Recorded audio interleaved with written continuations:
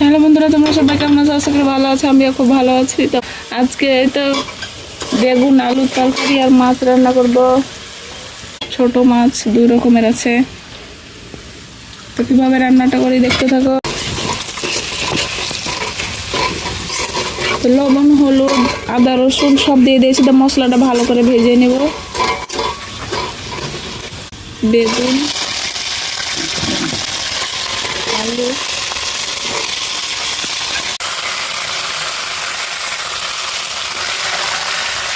পালং শাক, লবণ হলুদ মাখিয়ে নিলাম মাছে, দিয়ে ভেজে নেবো মাছগুলো।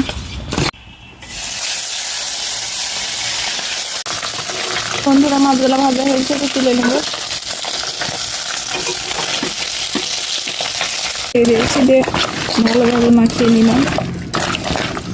আদা রসুন পেঁয়াজ লবণ হলুদ সব দিয়ে দেবো।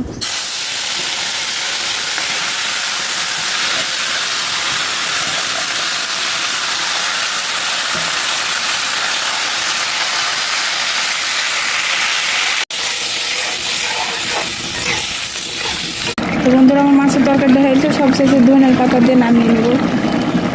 বন্ধুরা, তো ওদিকে বেগুন আলু আর পালং শাক দিয়ে তরকারিটা ধনের পাতা কিছু দিয়ে দেবো। সেই তরকারিটা নামিয়ে নেবো, হয়ে গেছে। তো বন্ধুরা, ছোট মাছের চচ্চড়ি হয়ে গেল।